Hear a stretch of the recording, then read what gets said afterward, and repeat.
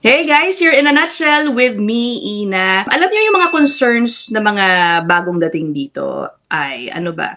Mahirap maghanap ng trabaho, mahirap mag-adjust, yung iba gusto na lang umuwi at yung iba talagang umuwi. Ang kakausapin po natin ngayon, almost 20 years na siya dito sa Canada. And according to him, ang mga issues na yan, yung mga concerns na yan, yung mga complaints na yan, pareho din daw sa experience niya way back in 2005. Sabi niya, so it's the same issues. And for him, the best way to come into Canada is having, number one, the right attitude, and number two, the right skill sets. Okay, anyway, papasukin ko na po siya. Ang ating guest today is si Neil Onoya. Maraming salamat po at nag-reach out si Neil to share his experience. Siguro napapanood mo, no? In many vlogs, yung mga sinasabi na uwi na lang, hindi na maganda sa Canada, nahihirapan sila dito sa Canada. And tulad ng sinabi ko, ganun din pala way back in 2005 when you arrived in Canada. Yeah, recently kasi pag napapanood ko sa YouTube, parang marami talaga nagko-complain. Scam daw ang Canada. Pero in reality, sa experience ko back in 2005, around 2010, ganyan na rin ang mga struggles namin noon. Pagpunta mo dito is hindi ka kagad makakahanap ng trabaho ng gusto mo. Kahit pa sabihin mo professional ka sa Pilipinas, talagang ikaw ang gagawa ng paraan, you know, having the right or writing the resume properly, 'di ba? Kung gaano ka sipag mag-apply, then kung talagang gusto mo magsimula sa baba, kailangan mo mag-upgrade. So ganun din ang ngayon, hindi ka basta-basta makakapasok sa gusto mo kasi meron talagang sa Canada is yung kailangan license ka or accredited ka. So ganun sabi nga nila, Canada is a country of certification, di ba? Kailangan certified. Exactly, yeah. At interesting, ang natatawa ko, sabi ni Neil kanina before we went on air, nung 2005, nung dumating siya dito, wala pa nga mga vlog na parang pwedeng tumulong sa'yo. Yeah. So how was it? Well, sa forum, malaking bagay din na may forum na yun. Sabi ko nga is matanda na siguro ko kasi Pinoy Exchange pa yung gamit. Nako, alam ko yung Pinoy Exchange. So talagang marami kong naging... matagal na yun. Marami ko naging kaibigan actually, So, panahon pa ng Friendster, Pinoy Exchange, noong times na yon. So, meron na rin talaga mga forum na nagtutulungan na talaga yung mga Pinoy, nagbibigay ng mga suggestion, ng mga opinions. Diba? So, bago pa lang sila makarating dito, ine-expect na nila. Oo nga. So, what do you say to those? I'm sure nakapanood ka nga ng mga vlogs ngayon na sinasabi na mas mahirap sa Canada ngayon kesa sa noon. No, you know what? Mas maraming pathway ngayon eh. Mas maraming avenue ngayon. Mas open ang Canada ngayon sa mga immigrants. So noon, actually sa application pa lang, diba, ngayon online na halos lahat eh. Kami noon, ng panahon ko, yung envelope pa talaga eh. Pupunta ka sa Ayala Avenue, sa Makati, idadrop mo yung envelope mo doon, then paper pa lahat yun, isusulat mo. So, ganun pa nung panahon na yun. Medyo naghigpit lang sila is nung after ng terrorist attack sa US. So, inabot ako noon nung, was that 2001, 9/11? So, nandiyan na yung mga IELTS, nandiyan na yung sinasala na talaga nila. Pero ngayon, meron ka ng pathway na meron ng PNP, di ba? Meron ng student. So, nung and yung mga specific careers, healthcare workers, mga caregivers, mga ganun. Siguro ang nakikita ko lang pagkakaiba nung panahon ko is pag skilled worker ka is sama-sama pa lahat yung skilled worker na pwede mag-apply nun for federal skilled worker. So nung time na yun marami mga accountants. So kasabay rin nila mga engineers. So mga ganon. Hindi kagaya ngayon na may specific na para bang ini-streamline na nila na mas pabor nila itong quarter na to ang mga nurses o health practitioners o may mga times na mga engineers, di ba? Pabago-bago. At ang sabi nga ni Neil din, may mga umuuwi rin ano, a long time ago, may dumarating dito siguro nahirapan sa umpisa at umuuwi din. So hindi rin talaga bago yung mga pangyayari ngayon na nababalita. Exactly. Meron akong kakilala actually na engineer, project manager sa Pilipinas, then dumating ng Canada, kasabayan namin. Para bang hindi niya matanggap na babalik ulit siya dun sa baba. Kasi project manager na siya sa Pilipinas which is hindi naman talaga natin masisi dahil syempre iba na yung, malaki na yung position mo dun So kung okay naman kayo, so umuwi siya. Meron sa case ko naman kasi medyo bata pa ako na nagpunta dito. I was only 30 years old. So license ako ng civil, geodetic at sanitary sa Pilipinas. Pero alam ko na pagdating dito is, magsisimula ka ulit sa hindi mo pwedeng sabihin na manager ang a-apply mo agad kasi sa mga standards pa lang, sa mga specs pa lang ng Canada is ibang-iba na sa Pilipinas. So hindi mo talaga alam ang gagawin mo kung pipilitin mo maging manager dito. So hindi mangyayari yun. For those wondering, engineer din si Neil back in the Philippines. Yeah. But you said, ikaw dumating ka dito with a mindset na you will not, have the job that you had back in the Philippines. Okay, what else did you do? What were your strategies? Ang sabi mo sa akin, ang pinakamahalaga talaga coming into Canada is having the right attitude and the right skills. Mindset, skill set, yeah. Nung unang ginawa ko dito, syempre, kailangan ko bagong kasal lang kami ni Mrs. Pagdating dito, kailangan na namin talaga magtrabaho Pero at the same time, kailangan ko rin mag-aral. Diba? Hindi, alam ko na, kailangan kong kumuha ng trades kahit paano, Canadian education. So nagtrabaho muna ako sa grocery habang nag-aaral. Sa produce. So doon marami ka rin matutunan, Natutunan mo kung iba-ibang klase ng tomatoes, iba-ibang klase ng patas. Then nag-aaral ako noon for 3 months. Then after ng 3 months, then nag-quit ako doon sa job. Then saka ako pumasok ng construction. Ngayon, ang style ko noon is, putting your foot on the door muna para lang makapasok ka sa construction. So hindi ko sinabi na engineer ako or whatever. So sabi ko kahit mag-labor lang is okay na. Then siguro wala pang 1 week, then nakita nila ako nagbabasa ng drawing.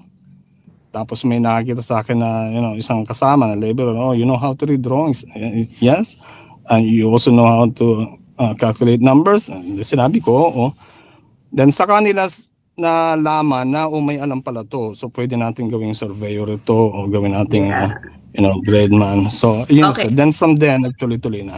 Yeah, okay. So surveying, construction, yan po ang larangan ng. Actually, he owns a small construction company, okay? But before that, sige, back in the Philippines, as we mentioned, he was an engineer. Alam mo, nakakatuwa yung kanyang ginagawa. Can you explain to us what you used to do back in the Philippines? Which he said, he was already living a comfortable life also in the Philippines. Comfortable, prior to moving here, I was a commission officer sa National Mapping and Resource Information sa NAMRIA. So ang rango ko noon is ensign, then going to lieutenant junior grade. So nagsusurvey na kami sa dagat, sa bundok. Meron yung NAMRIA na hydrographic survey vessel. Then Central Mapping Agency ang NAMRIA. So maganda naman ang sweldo, commission officer, permado ni Arroyo. And syempre may mga maganda rin mga benefits. Pero kasi nga ang sabi ko is laki akong Maynila, naranasan ko yung mga struggles ng bata ka pa hanggang sa paglaki mo, yung mga baha, yung typhoon habang pumapasok ka, yung gagastos ka sa schooling pag nagkasakit ka. And ayoko nang maranasan yun ng mga bata. So nag-decide ako at si Mrs. na pumunta dito and ituloy ang career namin dito sa Canada. Yung ginagawa po ni Neil, sumasakay siya ng mga barko at sila ang nagpa-plot, nagsasurvey, nagpa-plot ng ating territory back in the Philippines. Exclusive economic zone, yeah. Ayan, di ba? Yung mga usapin, may mahihilig dyan sa usapin ng West Philippine Sea, yung agawan natin ng territorial dispute natin sa China. Tignan mo, alam na ni Milian for sure. Yeah, diba? Okay. Yeah. So now, na-mention mo, you started in the grocery, sa produce, and then you studied construction, I assume, related po yung course na kinuha ni Neil. And then he found a way to be, ano yung first job mo in that career na same ng ginagawa mo din sa Pilipinas? Sa Pilipinas kasi I was, geodetic engineer na dun eh. So surveying. And I also a sanitary engineer and a civil engineer. Then pagdating dito, nag-aral ako ng plumbing, which is related din sa sanitary engineering because, the drainage, yung water works, nag-i-install kami ng mga pipeline dito, sewer line, na nagbi-building kami ng mga roads. So, nagamit ko lahat yung pinag-aralan ko sa Pilipinas and yung profession ko doon. Then pagdating dito is kumuha lang ako ng trades, which is the pipe laying course. Kasi civil engineer, engineer ka pero wala kang alam doon sa mga kung paano ginagawa dito sa field. Dahil alam mo sa atin, tatawagin kang engineer dahil lang nag-board exam ka. Diba? Hindi kagaya dito na mag-apprentice ka muna, na magtatrabaho ka muna bago ka mag-exam at tawagin ng engineer. So kailangan alam mo lahat yan. Hindi yan kagaya sa Pilipinas na pag-exam mo, I'm an engineer, and then what? Hindi mo alam kung ano nangyayari sa field. How long, Neil, how long were you before you felt na nandito ka na sa Canada na ay okay na ako ulit, like I'm comfortable and happy with where you are? Hanggang sa ngayon kasi parang gusto ko laging nag-i-improve eh.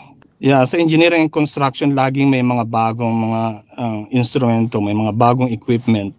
So napagdesisyonan ko lang na tayo ng sariling business back in 2016. Kasi yun yung time na unionized dito, pare-parehas kayo ng sweldo. But yung ginagamit ko sa Pilipinas is high-tech na yun na GPS, mga total station, mga makabagong, yung mga modern technology na bigay ng JICA o ng US. Then pagdating dito, pwede natin gamitin yan sa field, di ba, sa construction.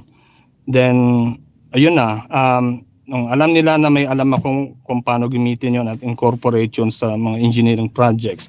Then nagtayo na akong sariling business. Then yun na, sariling contract ko na yung ginagawa ko.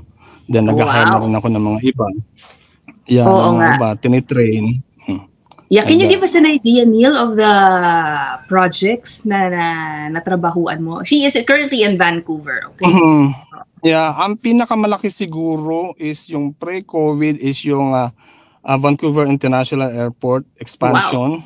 Wow. What did you do for the airport?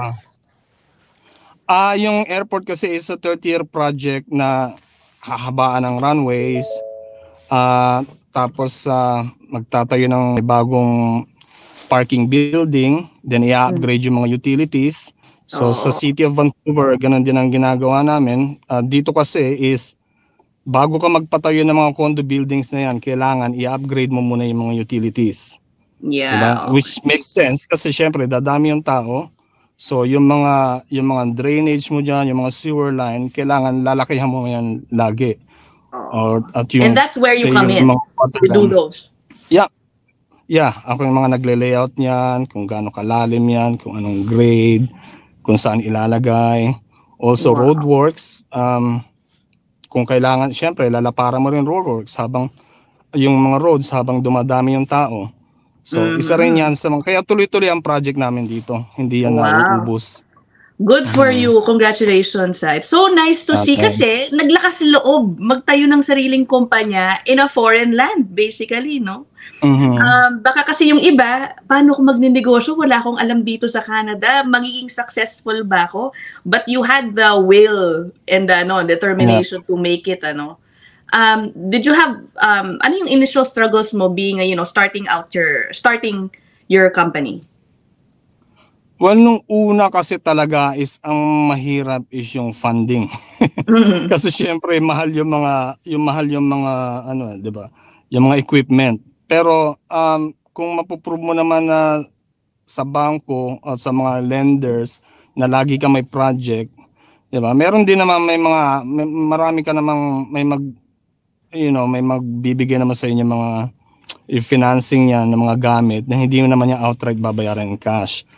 Pero yun lang, at saka yung mga syempre habang dumadami yung project is nangangailangan ka ng tao.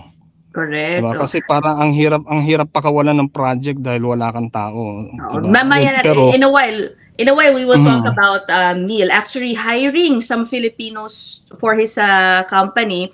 Pero wait, Neil, kung makaka-secure ka ng projects, you must have a good network of, mga contacts. Oh, yeah. Hindi ka natakot na paano ba ako makakuha ng kliyente dito? Well, actually 2005 nasa construction ako dito and hindi naman sa pagyayabang, maayos naman yung naging trabaho ko. So, medyo believe naman din yung mga naging kliyente. Kaya sila rin mismo, kung saan ako nag-work as employee before, sila rin mismo nagbigay sa akin ng subcontract projects. Then pag meron akong tao, sinasabi ko rin sa kanila. At yung client ko is maraming projects sa Vancouver Island, meron dito. Pero yun nga, ang kulang ko lang talaga is tao. Which is at saka yung training, kasi hindi naman lahat ng tapos ng engineering is marunong gumamit ng mga makabagong instrumento eh. So, ayun, kailangan may constant na training. Okay, and tulad nga ng sinabi ko kanina, ang company po ni Neil has Lamia. Naku, marami naghahanap niyan. Lamia allows him to hire foreign workers, whether galing outside or mga naka-tourist visa, pwede, di ba, Neil? How has it been? Have you been able to hire some of our kababayans, no? Nakwento mo? Ay, meron. Doon nga ako nagtataka kasi yung sinasabi na iba na ang hirap sila makahanap ng trabaho. Pero ako kasi nung nag-advertise, ang ewan ko siguro naswertehan lang nila dahil nakita nila ako, tourist sila dito, then nag-apply sila sa akin. Which, nung nakita ko yung resume, so okay naman. Yeah, mga Pilipino. Then okay naman, may maganda naman yung attitude, madali naman matuto, then pwede mo nang i-train. Then yun na, sasaka mo na siya sponsor ng Lamia. Pero ayun nga yung sinasabi ko is yung global talent sana eh. Yung marami sana akong ma-hire pa kung talagang mabilis lang sana ang proseso ng Lamia hanggang sa pagkuha ng work permit. Kasi it takes 7 months. Sa mga kagaya kong small business owners, hindi naman ako makakabid ng masyadong malalaking project. Mga maliliit na projects ko lang, which takes maybe 6 months up to a year bago matapos. So kailangan rolling. Kaya lang, yun nga, wala kang tao na makuha na tutulong sa'yo. So I ended up sometimes, pagkawalan mo na lang ibang project, hindi mo na lang i-accept kahit may ibang offer. Which is nakakapanghinayang din. Basically, he has many projects lined up. He needs people, pero hindi po siya maka-hire ng mga local. Nahihirapan siyang maghanap ng mga empleyado. So kaya po siya kumukuha ng Lamia to allow him to hire outsiders or foreign nationals. But what he's saying is, nahihirapan din siya dun sa Lamia because matagal bago ibigay yung certification na yan sa mga kumpanya tulad ng kay Neil. Saka sabi ko nga is maliit na kumpanya lang ako. Kung halimbawa maghihintay ako ng 1 month at maghihintay ako ng mga Canadians at PRs na mag-a-apply sa akin, then yung project ko is magsasuffer na rin, di ba? Kasi wala ring ibang tao nga hawak, no? Ako lang. I'm spreading myself thinly kasi wala akong katulong. Kung meron man ng Canadian, usually pag nag-advertise ako 20 applicants, siguro isang Canadian, usually pa yun, fresh graduate. Then i-train mo, tuturuan mo yung mga nangyayari sa field, then ano makukuha mo after a month? 2 weeks notice kasi may nag-offer sa kanya na mas malaking kumpanya. Parang so, ganun naman naging problema ko. Oo, yan ang parang kumbaga downside kwento ni Neil earlier din of having, you know, a small business pa lang. Kasi yung mga locals dyan, I guess those job seekers na mga citizens or permanent residents, they don't usually go to the small companies, diba? Nag-a-apply sila sa mga mas malalaki. Kaya nahihirapan siyang, nahihirapan siyang makakuha. Pero pero since you have Lamia, ano ba, marami mga Pilipinong lumalapit sa'yo na hoping, o na sana pwede mo pang i-hire. Meron akong recently hired na project manager na kasama ko dati sa NAMRE. You know, magaling na genetic engineer, hydrographic engineer, hydrographic surveyor. So tina-target din namin ngayon yung mga hydrographic survey projects. So siya ang hawak sa mga dagat kagaya ng ginawa namin sa Pilipinas. Ako naman dito sa mga construction survey. So hopefully makakuha pa kami ng maraming Pilipino at you know, we're in the process of getting projects sa ibang bansa. Kasi marami talagang magagaling na mga Pilipino na na gustong pumunta ng Canada pero hindi nila alam yung proseso. At meron silang skills. Yun yung gusto naming makuha dito. Kasi makikinabang din ang Canada sa kanila, makikinabang, you know, lahat tayo is makikinabang doon sa talent nila Diba? So kung gusto nila pumunta ng Canada, then we can sponsor them. Aba, sige nga Neil, are you able to hire foreign workers now for a specific position? Maybe you can mention some na hinahanap mo? Kung i-research lang nila is, you know, NB Onoya, Geomatics and Construction Surveying Limited or simply Onoya Construction Surveys. Naghahanap kami ng, you know, mga civil engineering technologies, construction surveyors, yung project manager ko sa survey, sa dagat, yung mga ROV, mga GIS specialist. So yun, yung mga ganong... Ang dami mong hinahanap sana. Maraming hinahanap. Maraming projects dyan, pero wala lang talagang tao. Pero ngayon may katulong na ako. So hopefully, mas mag-expand pa kami. Mas marami kami makuhang Pinoy na pupunta dito. Okay. Of course, the big question for those who might be interested, do I have to pay for anything if I apply for this position? Let's say I'm in the Philippines. Oy, Neil, ganitong engineer na hinahanap mo and I wanna apply sa iyong kumpanya. No, ang Lamia is sa employer yan actually. So ang kailangan ko lang is yung maganda yung experience ninyo sa trabaho. 'Di ba? Kung ano yung work experience ninyo, meron ba kayong right attitude, 'di ba? Kung meron kayong alam mo na, basta yung right skill set, right mindset. Kung willing ba kayo na pagdating dito is you know, syempre may iba yung wala ka na sa comfort zone mo Sa pagdating mo dito sa Canada is magi-struggle ka talaga sa simula. Pero after that, pag initially is malampasan mo yan, tuloy-tuloy naman maganda naman yung magiging takbo na. Sana nga maka-hire si Neil. Puntahan nyo lang daw yung kanyang website and those interested, who knows, baka biglang before you know it, nandyan na po kayo sa Canada Care of Neil's company. Gusto ng mga you know, ng mga client, yung mga employers, yung mga Pinoy actually. Mga gagaling kasi talaga. Do you think yung mga Pilipino hindi na-explore yun? Yung parang they're coming into Canada without knowing what, you know, is required or ano yung in demand? Ayun ang napapansin ko kasi masyado silang nakafocus dun sa sinasabi kasi ng ibang tao. Yung iba parang nadi-discourage na agad sila Yung iba naman is masyadong mataas ang expectation sa pagdating dito. Pero kung actually sa napapansin ko mas talagang maganda ang tingin ng mga employers sa mga Pinoy kasi masipag tayo, 'di ba? Mahilig tayong reliable tayo tapos masayahin tayo at saka isa pa mahilig tayo mag-overtime. So kung merong mga para bang makarinig lang ng overtime, parang nag-cash register ng kaching. Pwede na agad yan, gusto na agad ng mga Pinoy magtrabaho. Hindi ko sinasabi na i-cancel ninyo yung mga hockey games ng mga anak ninyo para makapag-overtime. Okay. Last question na lang ako, Neil. Would you encourage other people na, doing quite well na rin, consider pa rin lumipat dito? Ano yun sa experience mo na palagay mo, wag niyo munang i-no ang Canada? Kung ang priority talaga ninyo is para sa family, hindi mabibit ng ayokong i-belittle ang Pilipinas. Hindi mabibit ng Pilipinas ang Canada. Pagdating sa sa healthcare, pagdating sa education, pagdating sa mga ganyang alam mo na, yung mga infrastructure dito. Malaking bagay yung wala ka nang iisipin pagdating sa hospitalization.